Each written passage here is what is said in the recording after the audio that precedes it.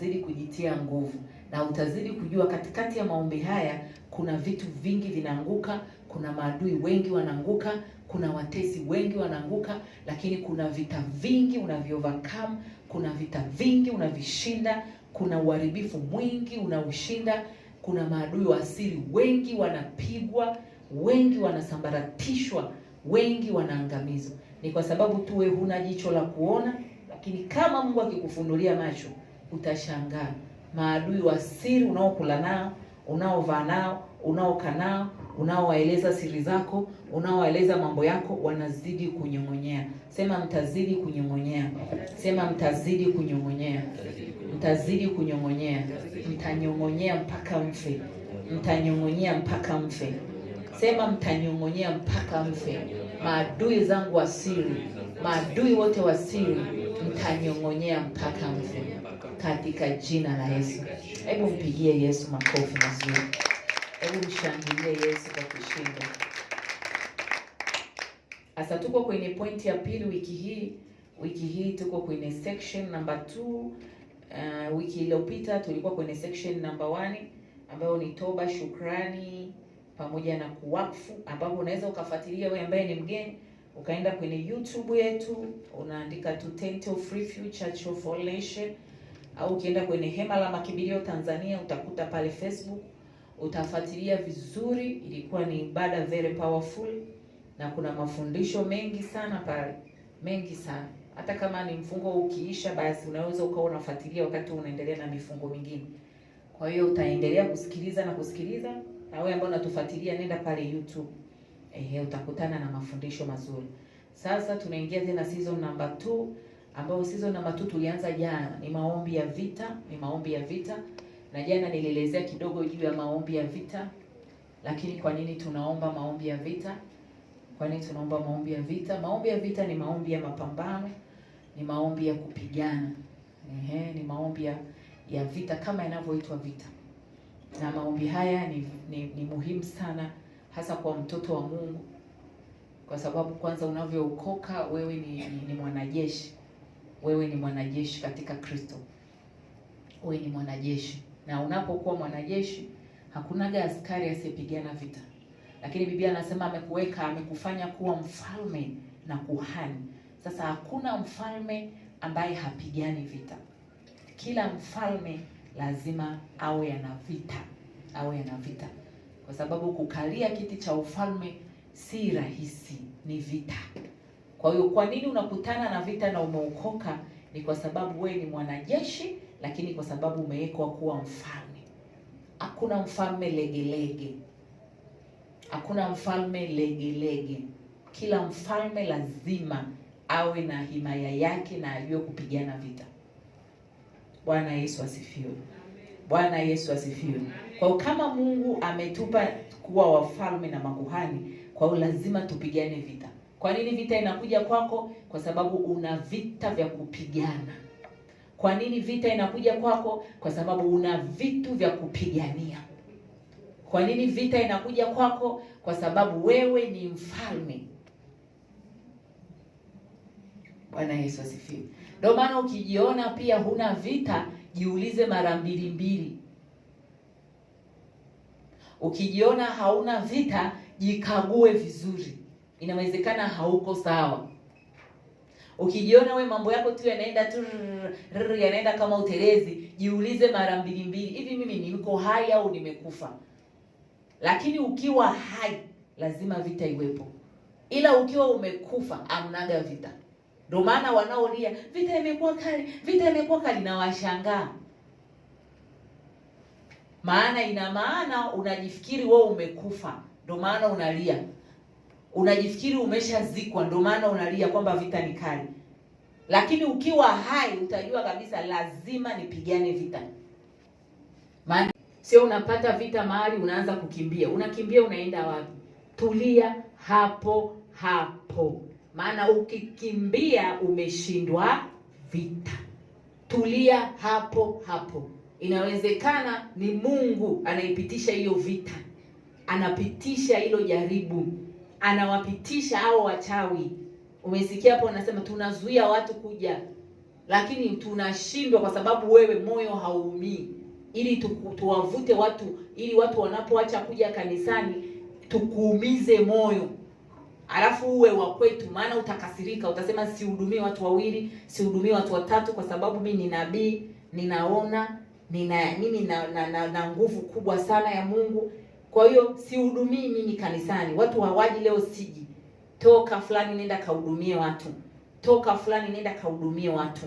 Mimi siji kwa sababu ni nabii mkuu sana, nabii mwenye nguvu sana. Mimi ni mtumishi, na hiyo iko kwa watumishi wengi. Hata unayenisikiliza sasa hivi siwahudumii. Hao wamekuja wawili tu, siwahudumii.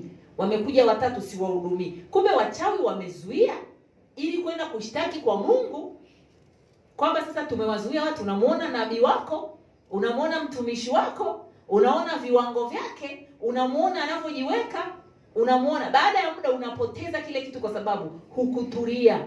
Kumbe Mungu ndo ameruhusu jaribu hili litokee. Sasa kuna majaribu mbalimbali ya namna hiyo, kwamba watu wanavyokuwa wachache kanisani, kama mtumishi nitajisikia vibaya, alafu nitaacha kazi ya Mungu, nitakasirika. Sadaka zinapokuwa sio hivi, nitakasirika. Hapana. Sasa unakuta hayo ni Mungu anayaruhusu. Hata kwako yatakuja mengine, ni Mungu anayaruhusu. Anataka tu ukae hapo utulie. Yaani ukae hapo utulie. Iwe ni moto unawaka, ndo uwakiwe vizuri, utulie hapo. Sasa unaweza kutulia. Sasa kuna silaha kama hizo za vita. Hebu sema Yesu utusaidie. Sema Baba nisaidie. Sema Baba nisaidie. Na utulivu ni gharama. Bwana asifiwe. Kama ilivyo vile vile kuongea ni gharama. Yaani mtu kuziba mdomo asiongee, na anajulikana ni master wa kuongea asifanye mabishano, akapokea ushindi wake. Siku moja alifundisha baba akasema mabishano yanaleta nini? Yanataka mmoja ashinde. Yaani ukiona una spirit ya kubishana, ujue ni ushindi unatafutwa. Yaani nisibishane mpaka mwisho, nitabishana. Nakwambia ikaenda, ikarudi. Kumbe hapo ndo unapunguza viwango. Ni lazima nishinde. Unabishana, umemaliza. Malaika wanatia X. Wewe unajiona umeshinda, kumbe malaika wamekutia nini? X. Wanaona huyu aliwezi hata kutulia yeye. Asa akipewa changamoto nyingine zaidi ya hiyo, na hapo unakuta anaomba, Baba naomba nibariki basi nipate madola, nibariki basi nipate sijui nini, nibariki. Kweli Mungu akikubariki utaweza kweli? Kama jinsi ambavyo unashindwa kutulia, vita ndogo hivi imekushinda ya kutulia, Mungu leo akakupa madola, akakupa dola 100,000.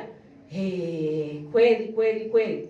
Tutaongea kama vita ndogo hivi umeshindwa kutulia nayo mdomoni, Mungu akaleta dola 100,000 sasa hivi, akasema huyu ajenge, huyu apate gari. Kweli tutakupata wewe? Bwana Yesu asifiwe. Bwana Yesu asifiwe. Kwa hiyo ukiwa mtu wa maombi ya vita, ni rahisi sana kushinda, ni rahisi sana kushinda. Na tunatangulia, tutaenda kuomba maombi ya vita. Tutaenda kuomba maombi ya vita kwa sababu tumeshajua lazima tufanye vita mwanzoni ili kwa ajili ya kuharibu vitu vyote. Sasa leo tutaenda kusimama na maombi ya vita kwa ajili ya kuondoa wale wote ambao wako au wamesimama mbele yetu katika mwaka wetu wa 2026. Wako ambao wamesimama mbele kama nilivyokuambia. Hebu fungua kile kitabu cha Kutoka 33 mstari wa 2. Kutoka 33 mstari wa 2. Wako ambao wanasimama mbele, iwe unajua iwe haujui, unapoanza mwanzo. Huyu si rafiki. Yaani yeye hakuambii vyake, lakini wewe ndio unamwambia story za watoto wako, ndio unamwambia story za mume wako, ndio unamwambia mambo ya kwenu, ndio unamwambia upungufu wako, ndio unamwambia uchumi wako umeenda hivi, ndio unamwambia mambo yako ya kanisani, ndio unamueleza. Yeye amekatwa na kusikiliza. Okay. I say, tuambie, "Ndio wewe basi niambie vyako." Mimi sina. Hebu sema mimi sina. Mimi sina. Lakini wewe sasa ulivyokuwa una kifua, una friji ambalo aligandishi. Yaani friji lako ni empty, aligandisha halina barafu. Ukianza kuporomosha hapo vitu vyako, poromosha mambo ya kwenu, mambo sijui ya nini, poromosha. Siku unagombana naye ndio fimbo ya kufanyaje? Siku unagombana naye ndio fimbo. Hata dada yako alisema hivi, hata kaka yako alisema hivi, si alikwambiaga wewe ni hivyo hivyo? Hata huyu alikwambia hivi, hata nabii alishakwambia hivi, hata yaani unakuta vile sasa ndio zinakuwa fimbo za kukuchapia. Wewe una fimbo gani ya kumchapia? Huna hata moja. Unabaki kwa Mungu anaona. Mungu anaona, lakini unapolifanyia Mungu anaona. Mungu hayuko hapo. Mungu anaona. Shetani anashangaa anasema tumeshapata fimbo. Anakuaibisha mbele za watu. Mungu anaona. Sasa weka akiba ya maneno. Mwambie jirani yako, wewe unaweka akiba ya maneno. Kumbuka kuficha vitu vyako vya siri. Ficha vitu vyako vya siri. Acha friji lako ligandishe. Weka akiba ya maneno. Na wengine ni mpaka wanandoa, nasema na nyie, weka akiba ya maneno. Mambo ya kuongea na mume wako juu ya ndugu zako. Mambo mume ya kuongea juu ya ndugu zako na mke wako. Siku mkikorofishana ndo fimbo. Hata dada zako wako hivyo. Hata kaka zako wako hivyo. Huyo ni mwanadamu. Hata binamu yako yuko hivyo. Hata wajomba wako hivyo. Hata sijui ni yaani labda mme na mke mmeshibana sana. Na kwenye familia zetu za Kiafrika zenye uchawi mwingi, ndoa zilizoshibana sana ni chache. Sema zenye uchawi mwingi. Familia zetu za Kiafrika zilizojaa uchawi, labda wazungu ndo wanakuaga wana ile nani, lakini dapo zipo ndoa nzuri tu za Kiafrika ambazo ni nzuri pamoja na ya kwangu. Piga makofi kwa Yesu. Bwana Yesu asifiwe. Sasa wewe mume wako unajua mwenyewe ana friji lilogandisha, huyo mchumba wako, huyo mpenzi wako, ndio mmekutana leo, ndio unaanza kumwambia mamangu ana kibarangu, sijui mamangu sijui ana nini. Ndio mmeona juzi umeshapeleka kesi za kwenu zote. Siku tu mnakuaruzana hivi unaona tabia kama ya dada yako, kama ya kakako. Shemeji yako alikuwa hivi, sio shemeji ni mwambali.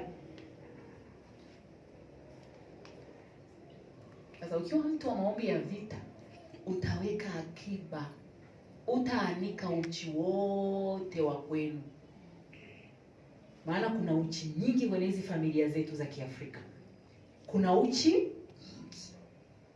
Utajiona sifa kwamba kumsema ndugu yako kwa mume wako, kwa ndugu wa huko kwa mume wako, au ndugu zako kwa mke wako, kwa ndugu wa huko kwa mume wako au kwa mchumba wako, hutaona ni sifa. Eti ndio mnakuwa union. Siku mkigombana na mamako mdogo yuko hivi, aliachika kwa sababu ya hiki, unajiuliza sasa mdogo ametokea wapi? Shangazi yako naye yuko nabii, hichi kitatokea wiki ile, hichi kitatokea. Huyu hatima yake ni hii, ile hatima yake ni. Kwa sababu gani? Ana operate kwenye ulimwengu wa roho.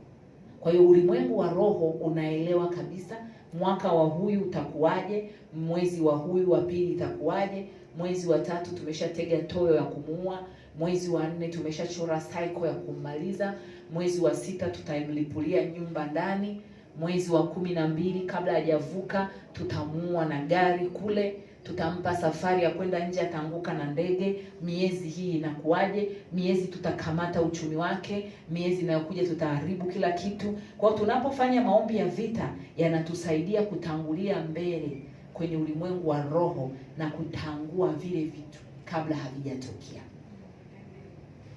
Bwana Yesu asifiwe. Bwana Yesu asifiwe. Kwa hiyo tunatangulia mbele kuanza kuharibu, kwa sababu ulimwengu wa roho umeshaelewa mwaka huu ni wa kwako wa nini. Na ndio maana kuna watu unakuta anashuhudiwa kabisa kuanzia mwanzo kwamba mwaka huu Mungu atafanya hichi na hichi. Baada ya muda anashangaa ile hali imejimute. Anashangaa tena amekuwa mtu wa kawaida, ule ushuhuda umekufa. Kwa sababu gani? Shetani ameshawahi mbele na kufyatua vile vitu. Anajua ukikusudia kutokea ndani na ukawa na ule moto, maana umeshaona kwenye ulimwengu wa roho, ukivichukua haraka vitakuwa kweli. Kwa hiyo anawahi mbele kwa ajili ya kuvimute. Anavimute namna gani? Anaweza akaleta chochote kile kwa ajili ya kuondoa. Kama ni pesa ulikuwa unapata, basi ile pesa isiende tena kwenye kile ulichokuwa unataka kufanya, iende kwenye magonjwa. Kwa unaweza ukashangaa ni mtoto anaumwa, ni ndugu anaumwa, ni jamaa anaumwa, ile pesa inaisha yote. Kama ni kitu ulichokuwa unakipokea, ni rafiki mzuri, anahakikisha anakukosanisha naye, unajikuta tu umeshikwa hasira, unampigia simu, na huyo rafiki moyoni mwake alikuwa ameshawaza, nitampa hiki, nitamsaidia hiki, nitamvusha pale, nasubiri hela yangu fulani, nitampatia milioni 100, nitampatia milioni 50, nitampatia milioni 5. Huyu ngoja namwekea akiba, nitakuja kumpa kiwanja, nitakuja kumpa gari. Huyu mwache tu, kuna kitu nampa. Unashangaa wakati anafikiria hivyo na anawaza hivyo, shetani anakuletea mapepo. Hebu sema mapepo. Sema mapepo. Yanakukuta wewe sasa unaanza kuvuruga mwenyewe. Kumbe mwenzako ameshakuanzia mawazo mema, unaanza kumchokonoa, unaanza kumuudhi, unaanza kumkera. Unamchokonoa na maneno. Yaani unajishangaa tu maneno yanatoka wapi uelewi. Unaanza kuingiwa hasira ya kumchukia yule destiny helper. Unamchukia, unashikwa naye hasira. Ukishashikwa hasira namna hiyo, unamropokea na yeye anaahirisha. Kama alikuwa ameandika kwenye diary, anafuta. Anachana karatasi ndri, anaweka kwenye dustbin. Anasema hana adabu. Sasa kumbe ni kitu nitakiwa ukipokea mwezi gani? Mwezi Juni, mwezi wa 6. Na nilibaraka ambalo linatakiwa lisife. Yaani kuanzia hapo maisha yako ndio yangebadilika completely. Yaani kungekuwa tena hakuna misuosuo ya mabonde. Shetani anakuletea kisirani kimoja hicho. Na hii inatokea watu wengi sana. Unaanza kukorofishana na mtu ambaye hujui anakuwazia nini. Kumbe mwenzako anakuwazia mazuri. Sasa hamna, sitaki bwana, mimi maskini jeuri, ulishaniahidi sana. Kumbe mwenzako amekutunzia kaakiba, amekuwekea ni akiba yako special. Tunaweza kusema kibubu au kukufungulia account. Kasema hii namwekea huyu mpaka Disemba imefika milioni 20. Nimpe. Unajikuta unavuruga. Na ukisha vuruga namna hiyo, kuja tena kumpata huyo mtu hakuna tena. Sasa usipoomba maombi ya vita, unaweza ukajichanganya na ukachanganywa sana. Ukajikuta badala ya kugombana na maadui, unaanza kugombana na marafiki. Ukajikuta badala ya kugombana, yani unapishana na gari la mshahara. Yani badala ya kulikumbatia gari la mshahara, unakumbatia gari la taka. Yani shetani anakubadilishia. Wenzako anakumbatia gari la mshahara lisipenye, wewe unaanza kukumbatia gari la taka. Na huyu ndio atakaye kusaidia, unajikuta unapindishwa, unaungana na huyu ambaye hana msaada. Kwa hiyo unajikuta adui anakuchezesha vice versa. Unajikuta badala ya kuongeza watu wazuri, unajikuta unajiongezea maadui bila wewe kujua. Wenzako wanaongeza watu wazuri, wanapunguza maadui, wewe unajiongezea maadui. Yule adui yangu. Ukikaa kila mahali, kila mtu ni adui yako. Na hata yule alikuwa anataka kusaidia naye umemchanganya kwenye maadui. Lakini ambaye ndo adui wa kweli ndo umemkumbatia, amekuwa rafiki yako. Tena umemweka tumboni. Usiongee kuhusu huyu. Umemshikilia, watu wanakuambia jamani huyo ni Karume Kenge. Hapana. Huyu ndo asali wangu. Wewe mbona tunaona kama anakungata, anakupulia? Hapana. Msimguse. Yule ambaye ndo mzuri ndo unamweka wapi? Mgongoni. Sasa unajikuta adui anafanya hivi. Usipoomba maombi ya vita, unabadilishiwa mazingira. Unabadilishiwa watu. Unaunganishwa na watu wa ajabu. Lakini watu wazuri unafukuzwa nao mbali. Unaunganishwa na marafiki wa ajabu. Marafiki wazuri, njoo tusali, njoo twende church, njoo tufunge, njoo tuombe, kukukaribisha, njoo fanya hivi, tukae na Mungu vizuri. Au unawakimbia, unatafuta marafiki, twende klabu, twende huku, umechelewa maisha, wewe bwana jiongeze. Wakati mwingine unatakiwa ujiongeze, vitu kama hivyo, jiongezeni, unatakiwa ujiongeze. unaokoka unanyooka hivyo, utachelewa maisha. Maisha ni kujiongeza. Kwa hiyo jiongeze. Shauri yako, usipojiongeza utajua wewe mwenyewe. Wewe amua kuzaa. Wewe amua tu kujiongeza zako. Amua tu bwana kufanya shortcut. Wewe amua tu, tafuta mtu yeyote weishi naye. Amua bwana. Marafiki bwana kwambia kaa bwana naweza, unawakimbia. Wewe tafuta tu mtu yeyote bwana, zaa naye tu. Utafikiri huyo mtoto utaishi naye mbinguni. Haya, sasa leo anakutesa unamlea mwenyewe. Haya, sasa ni marafiki wewe ndio unawapenda. Wale ambao wanakuambia simama kwa Mungu, anaweza. Simama kijana, Mungu anaweza, unawakimbia, hutaki kuwa nao. Huwataki kabisa hata kuwasikia. Kwa nini? Shetani anakubadilishia. Lakini kwa sababu ya nini? Hufanyi maombi ya vita. Na wanapokuja wabaya kwa sababu hufanyi maombi ya vita, ni vigumu kuwajua. Kwa sababu wakati mwingine vinywa vyao huwa kama asali. Vinywa vyao huwaga ni vitamu. Yaani vinywa vyao unaweza ukafikiri, yaani shetani hujibadilisha kwa malaika wa nuru. Ana maandiko ya kutosha kichwani. Kuwa na maandiko si sababu kwamba ndo mtakatifu. Ana vitu anaongea, yaani ukisikiza utafikiri ni asali. Ukisikiza anapokushauri mambo ya Mungu utasema ni asali. Ukimwangalia, lakini ukimchunguza kwa jicho la ndani, ukimwangalia vizuri, mbona kama ananivua nguo. Ukimwangalia kwa ulimwengu wa roho unaona anakunyang'anya. Alafu unasema akija mwilini ni asali. Ukimwangalia rohoni, mbona tunagombana? Na wewe unazarau unasema itakuwa ni mawazo yangu, itakuwa ni akili yangu, itakuwa tu nimeona vibaya. Uchunguzi Mungu anavyokuonesha, ukija mwilini unamsikiliza maneno yake, anakupoteza. Sasa maombi ya vita inakusaidia ujue nani ni nani na nani ni nani. Hebu mwambie mwenzako nani ni nani na nani ni nani. Kuna nani ni nani ya kawaida, lakini kuna nani ni nani na nani ni nani.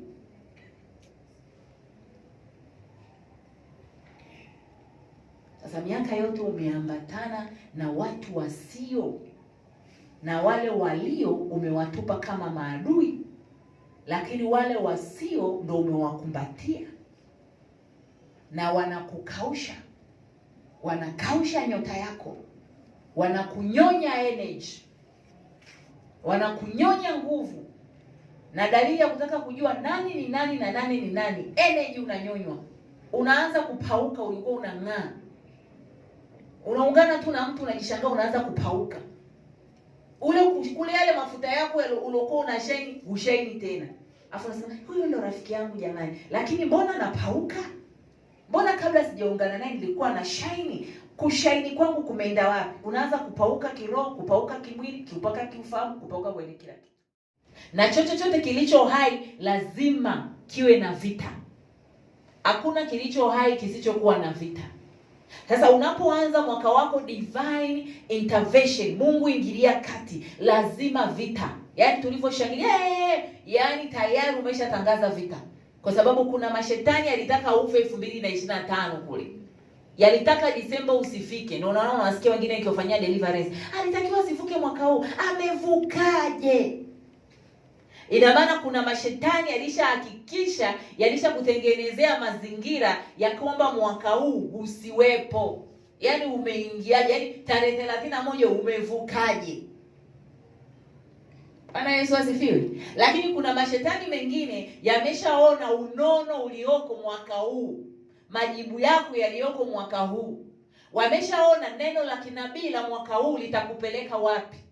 Wameshaona watoto wako utakao wazaa mwaka huu, watoto wa uchumi, watoto wa ndoa, watoto wa biashara, watoto wa kawaida, watoto wako wa heshima, watoto wako wa kazi. Wameshaona kila kitu kinachozaliwa kwako mwaka huu, watoto wa fedha, watoto wa dhahabu, watoto wa safari za nje, watoto wa promotion, watoto wa kuvuka, watoto wa kibali, watoto wa vitu. Watoto wako wengi wameshawaona.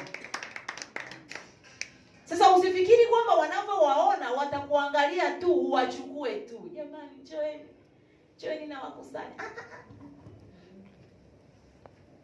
Sasa kwa kuwa wameona, lazima na wao waanzishe vita. Iwe unajua, iwe ujui. Na ndio maana shetani hajuagi cha mtoto mdogo. Wewe ndio unajisema mimi ni mdogo, lakini shetani hajuagi mtoto mdogo. Yaani mtoto mdogo tena ndo anamswalo haraka sana, ili asije akakua akaota mapembe akamweza. Ndio ana mtoto mdogo shetani anakamata, anasema hawa ndio chai ya asubuhi.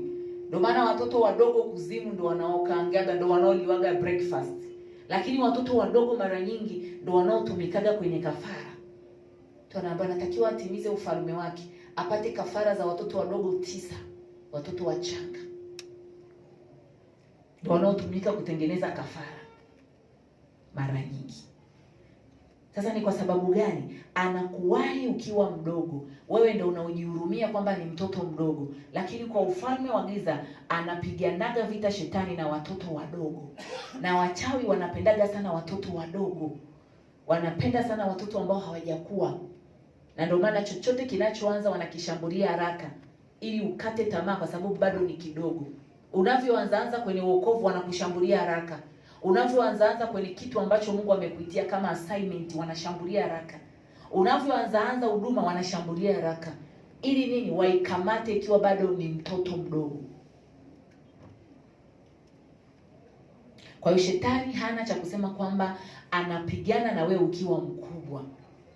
Maana ukiwa mkubwa umeuta mapembe utamshinda, mtalingana. Kwa hiyo anawahi bado hatima yako ukiwa bado hujajua we ni nani.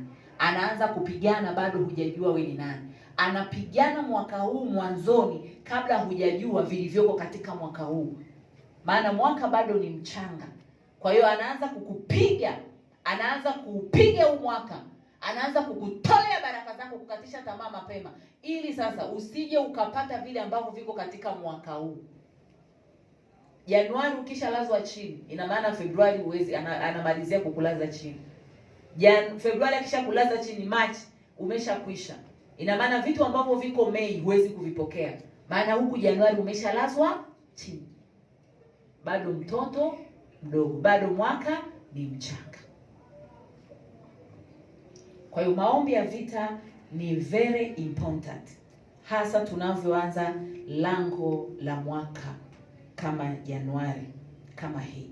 Kwa sababu Januari ndo mtoto amezaliwa. Kwa hiyo usisubiri kupigana vita mbeleni. Yes, mbele tutaendelea na vita. Lakini tunavyotengeneza na tunavyoanza vita sasa hivi, tunatengeneza msingi. Lakini tunaanza kusambaratisha na kubomoa kila mabomu na mitego ambayo adui ameitega katika mwaka huu. Mungu anajua mwisho tangu mwanzo, lakini pia shetani kwa sababu anatembea kwenye spiritual, naye pia hujua. Wachawi kwa sababu wanatembea kwenye ulimwengu wa roho, nao pia hujua mwisho tangu mwanzo. Mungu anaweza akamficha tu shetani kule ambapo unaenda, akamzuia tu asiweze kuzuia, akakuchelewesha, lakini shetani ana uwezo wa kujua mtu anapoendelea. Mtoto amezaliwa, huyu ni nani? Wewe ni nani? Yule ni nani? Ana uwezo wa kujua. Ndio maana wachawi kuuliza, nini kinaendelea? Sasa unapokuwa ni muombaji wa maombi ya vita, unamjua nani ni nani. Maana unaposema divine intervention, na yeye mwenyewe anasogea karibu huyo adui yako. Na yeye anakusaidia kukuambia, twende na wewe kanisani kwetu. Twende na mimi nikafunge. Kumbe yeye hafungi. Yeye anakufungia. Unafunga ngapi? 21. Yeye anaongeza. Yeye ameshaweka anafunga 30. Wewe si 21, anafunga 30. Ndio kama unasikia kama jana anapiga kikombe chake cha damu saa ngapi? Saa 6 na asubuhi anapiga. Wewe unafunga hapa. Kumbe yeye anafanyaje? Na ukimwangalia si binti tu mzuri, ana sura ya upole, na akikuangalia utafikiri tena anawahi na kanisani. Na anawahi kabisa, yani mapema kabisa, yani hujafika, watu wote hawajafika, yeye kashafika. Unasema nabii, unaangalia ni mtumishi, sio nabii sasa, ni mchungaji. Anasema jamani, huyu binti anampenda Mungu. Anafika na kanisa, ukikutana sana anasali. Kumbe moyoni anasema nimekufungia wewe. Anampenda Mungu. Yeye ndio mchungaji. Jamani baba, jamani mama mchungaji. Ukitoka kwenye fanyia usafi ofisini kwangu, sawa baba. Tena vile ninavyowahi, ngoja nje kufanyia usafi. Analeta na soda, analeta na maji. Anakuwekea hapo. Anasema nitapata wapi mabinti wazuri kama hawa kanisani? Nitapata wapi mama kama huyu kanisani? Kijana mtanashati anayempenda Mungu. Kumbe sema 2026. Na nilianza kutoa kauli mbiu nikasema mwaka huu sivuki na wachawi.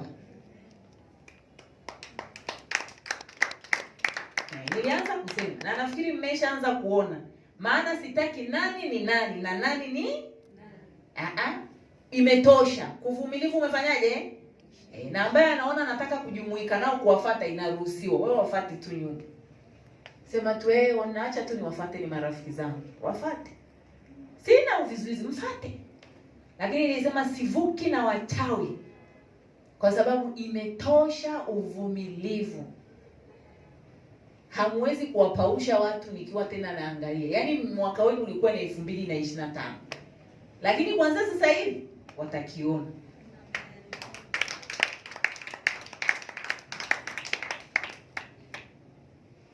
Bwana Yesu asifiwe. Sasa na wewe unatakiwa ufike mahali useme namna hiyo. Watakiona. Hebu sema watakiona. Watakiona. Sema watakiona. Watakiona. Lakini hiyo nguvu unaitoa wapi? Unapokuwa mtu wa vita. Huwezi kusema watakiona wakati huna mikono ya kupigana vita.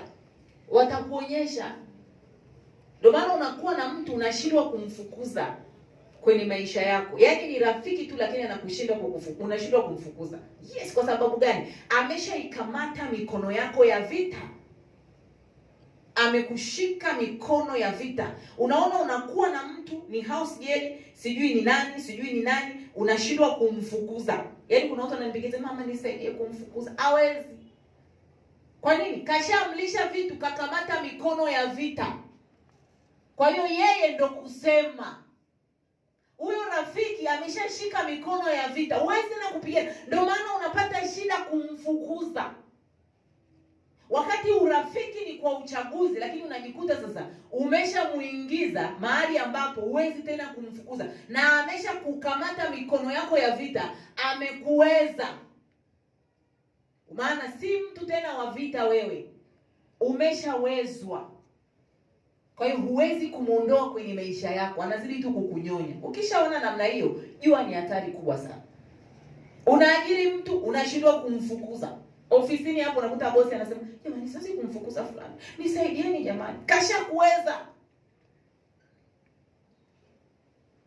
Ndio maana kwa wale ambao wanaajiri, usiajiri mtu ambaye mnaheshimiana sana na huyo aliyokuletea mtu. Usimwajiri. Maana itafika mahali utashindwa kumfukuza. Kwa sababu unamheshimu yule ambaye aliyemleta. Weka mtu ambaye saa yoyote akileta biringi, muonyeshe biringitia. Bwana Yesu asifiwe. Akileta nini? Biringi moja, la biringitia la pili linamfuata. Kwamba ondoka, akae mwingine hapo. Ondoka, atakaa mwingine hapo. Sasa ni kwenye maisha hivyo, hata marafiki. Kuwa na rafiki ambaye ukihisi tu kuna namna. Hebu sema kuna namna. Sema kuna namna. Ukihisi tu kuna namna. Yaani ukishaanza tu kufili kuna namna ndani ya moyo wako. Yaani biringita, tutakutana kule biringitua. Yaani wakati nimesha kuondoa, tutajazana kule mbele. Usikae na mtu ambaye Kutoka mlango wa 33 mstari wa 2. Nami nitamtuma malaika aende mbele yako. Nami nitamtuma malaika aende mbele yako. Nami nitawafukuza Mkanaani. Nami nitawafukuza Mkanaani.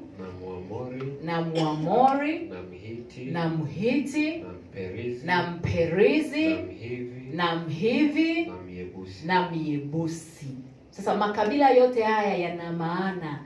Wakanani wana maana yao. Sasa kwa sababu ya muda siwezi, nitakuchambulia kipindi kingine.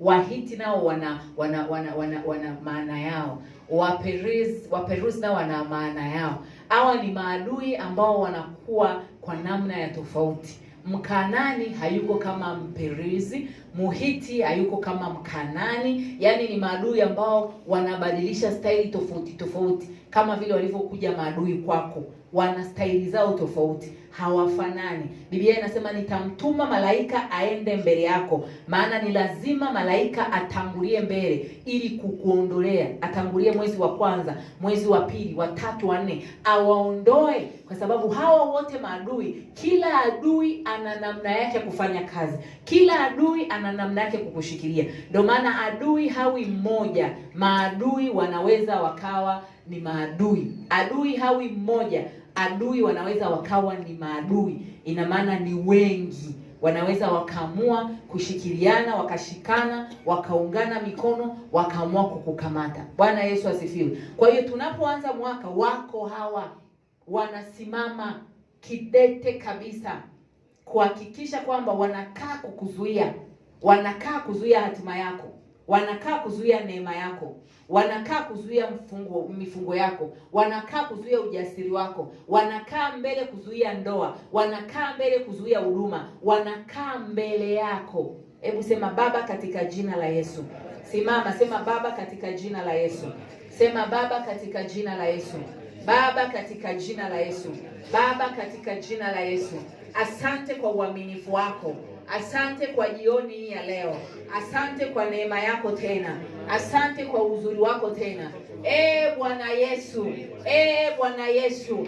Kila yoyote aliyesimama mbele ya njia yangu mwaka 2026, aliyesimama mbele ya njia yangu, aliyesimama mbele ya njia yangu, kama Muhiti, kama Mkanani, kama Mperuzi, kama Miebusi, kila yoyote aliyesimama mbele ya njia yangu, nami niko kwenye madhabahu yako takatifu, na wako malaika mahali hapa, na wako malaika mahali hapa. Natangaza malaika muende, na waamuru malaika muende, na waamuru malaika muende, mkaanze kuwaondoa, mkaanze kuwaondoa, mkaanze kuwaondoa. Ninawaondoa mwezi wangu wa kwanza, tarehe zake, dakika zake, sekunde zake, muda wake, ninawaondoa, ninawaondoa, ninawaondoa. Mwezi wa pili, ninawaondoa. Watatu, wanne, ninawaondoa. Au Wakanani, ninawaondoa kwenye njia zangu, kwenye kazi yangu, kwenye maisha yangu, ninawaondoa, ninawaondoa kwenye sekunde zangu, dakika zangu, masaa yangu, ninawaondoa kanisani, tunawaondoa, ninawaharibu kwenye njia ya kanisa. Wote wanaonizuia, wote Wahiti, wote Waperuzi, wote Wakanani, wote wale walioandaliwa, malaika waende, malaika wawende. Aya, tuma malaika, tuma malaika, tuma malaika. Dakika 10 tu, tuma malaika, wawaondoe, wawaondoe, wawaondoe, wawaondoe, wawaondoe. Wao waoni, lakini malaika wanawaona. Malaika ondoa, malaika waondoe, malaika waondoe, malaika waondoe, waondoe. Anza mwezi huu, sekunde zake, dakika zake, saa zake, taja tarehe, ondoa, waondoe, waondoe. Wamesimama mbele kublock njia yangu, malaika waondoe, malaika waondoe. Ninawatuma malaika waende mbele yangu katika jina la Yesu. Ninawatuma malaika waende mbele yangu kwenye mwezi wangu wa kwanza katika jina la Yesu, kwenye mwezi wangu wa pili katika jina la Yesu, kwenye mwezi wangu wa pili kwa jina la Yesu Kristo, kuanzia tarehe 1 hata tarehe ya mwisho ya mwezi wa pili katika jina la Yesu. Ninawatuma malaika, malaika wa madhabahu waende mbele yangu, waondoe katika jina la Yesu, waondoe, waondoe Wakanani wote, waondoe katika jina la Yesu, waondoe maadui wote waliosimama kwenye njia yangu katika jina la Yesu. Malaika waende